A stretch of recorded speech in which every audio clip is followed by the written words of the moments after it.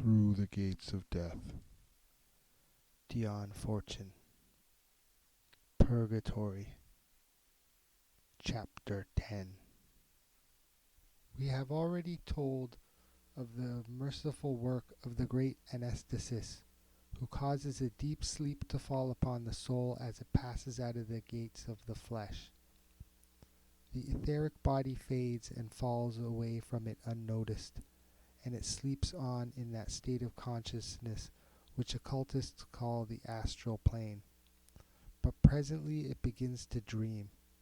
The memories of its earth life are still present with it, though faint and far away, like the memories of early childhood. But it does not dream of those happenings as they appear to us who shared them. It reviews them instead from the point of view of its present state of existence. It is in the world of desire, and it sees them from the standpoint of fulfilled or frustrated desires. But the brain no longer clogging consciousness, the soul is not only conscious upon the plane of its present existence.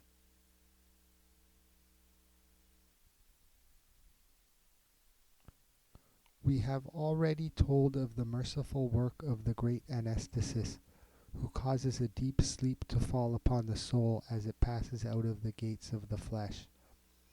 The etheric body fades and falls away from it unnoticed, and it sleeps on in that state of consciousness which occultists call the astral plane.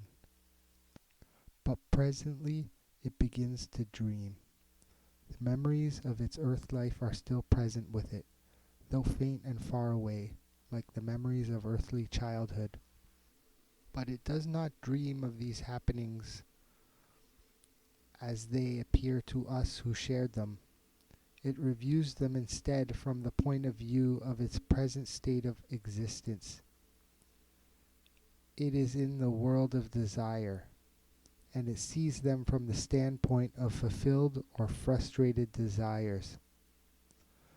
But the brain no longer clogging consciousness, the soul is not only conscious upon the planes of its present existence, but the higher consciousness is also awake and active. And all the time that this phantasmagoria of dream is going on, the higher self is holding up the mirror to consciousness and bidding the soul look therein upon its own image. All the time the inexorable spiritual standards are kept before its eyes. The soul, forced to contemplate these, undergoes a struggle severe in proportion to its deviation from the spiritual standards. Nothing explains these states so well as the terminology of analytical psychology. The soul is in the throes of a conflict between its higher and lower aspects. This conflict is subjective and expresses itself in the imagery of the astral dream. And the soul is said to be in purgatory. For purgatory is simply the forced realization of the significance of our own misdeeds. Its scenery, so often described by the saints and psychics, is such stuff as dreams are made of. The dreams of souls forced to face the truth. This scenery, therefore, is by no means idly fantastic, but has definite symbolic relationship to the problems of the soul of evolution and of the cosmic reactions. Every soul has its own personal symbolism, derived from the experiences of its own history, even as we find in the psychoanalysis of dreams. In addition to this, it has been the symbolism of the types of its religious faith, which it shares with all the members of its faith. Therefore, the hell of Christian will differ in many ways from the hell of the Moslem. And on the other hand, it will have much in common, because there are certain type symbols which are common to all sentient human beings, being formed out of their common human experience, such as the pain of burning and the torture of thirst. Each individual soul is taught by these dream pictures that sin brings inevitable suffering, for it is shown the consequence of its wickedness or folly and may not turn away its eyes.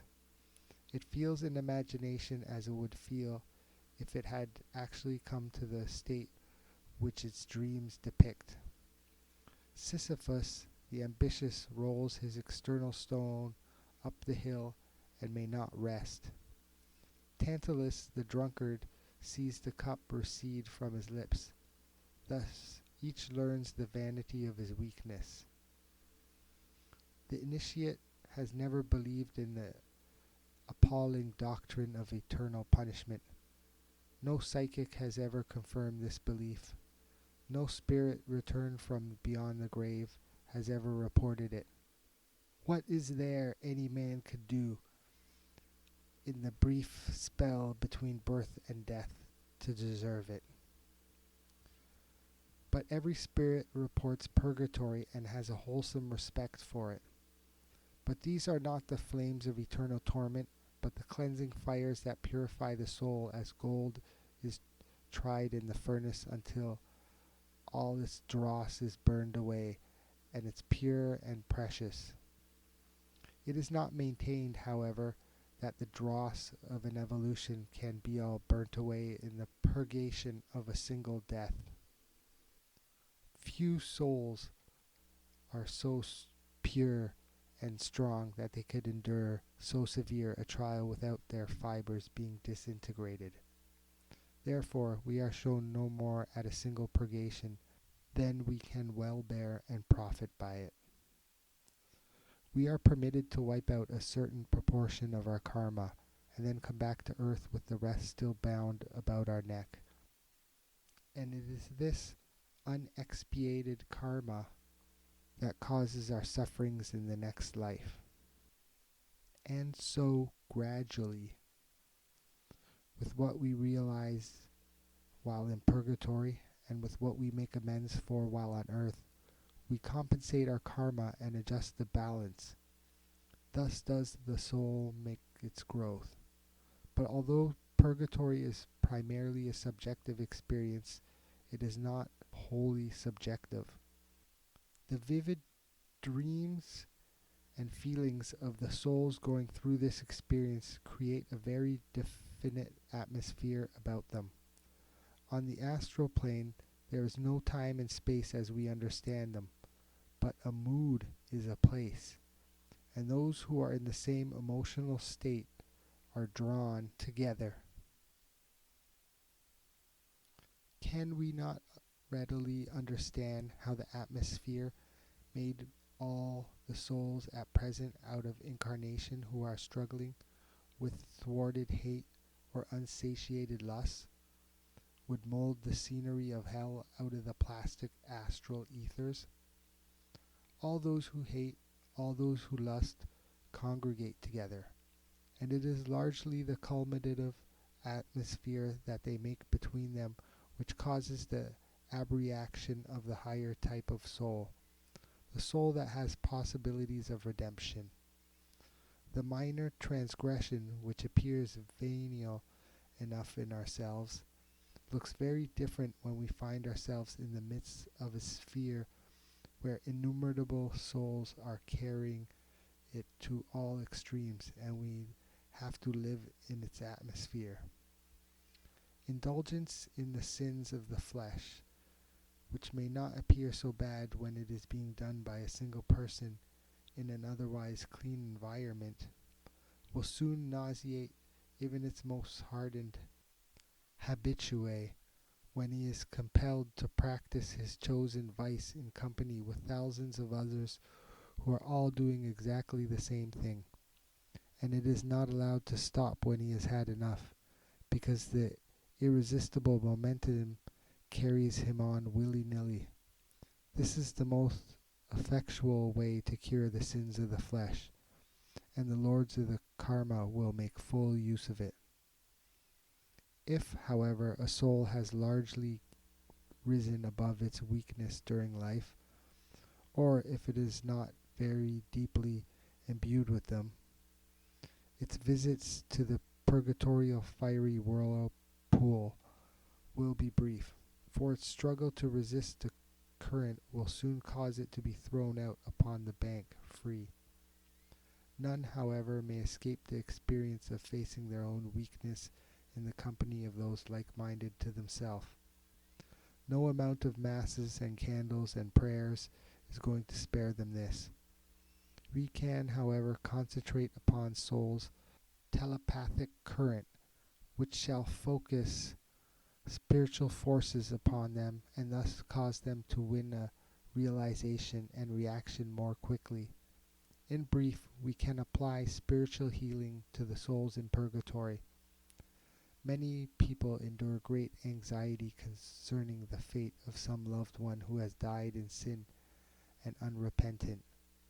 It may be a great comfort to them to know that spiritual healing forces can be applied just as effectively to souls in purgatory as absent treatment can be given to souls in incarnation. Let us always remember that if we can communicate telepathically during life, we shall have no difficulty in communicating telepathically after death.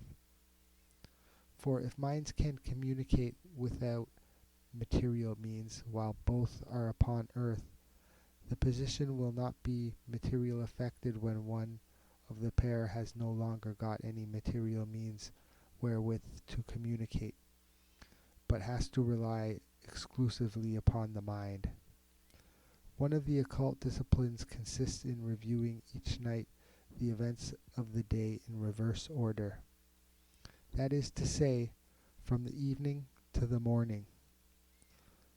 Although this may be a little confusing at first, for the mind naturally attempts to follow its habitual sequence of cause and effect, one soon becomes habituated to it and experiences no difficulty. There is a twofold reason for this operation. The first is to accustom the mind to work out of its normal sequence and so enable it to penetrate the veil of birth and recover memories of past incarnations. And the other is to keep the karmic debt within bounds. By abreacting each day any errors we may have made, we prevent our purgatorial debt from accumulating. Of course, if we merely abreact them each day and repeat them again the next, we are not doing ourselves very much good. For although we may have neutralized that particular portion of karma, we are acquiring plenty more of an even more unpleasant nature, for we are making sure of a place for ourselves in the hell reserved for hypocrites. And anything more painful than the unmasking of a hypocrite to the depth of his selfish and cowardly soul, it is hard to imagine. The mills of God grind exceedingly small, and not so slowly either, all things considered. Let us always bear in mind, however, that purgatory is neither punitive nor retributive, but essentially healing to the soul. The cautery of hellfire clears up the septic wounds that life has left us. There is clean healing after that burning. Let us therefore, during our lifetime, clear up all we can of those things we have done amiss, whether in wickedness, error, or weakness. If we can cure ourselves of our evil tendencies, hell will not have to teach us our lessons, for we shall have already learnt them. And finally, when our time comes to die, let us go over with courage, knowing that our evil dream will not last long. Going to our purgatory as we would go to the dentist, knowing that it is going to be more or less painful, but not more than flesh and blood can bear, and be none the worse for it. And let us, above all, realize that we are in skilled hands.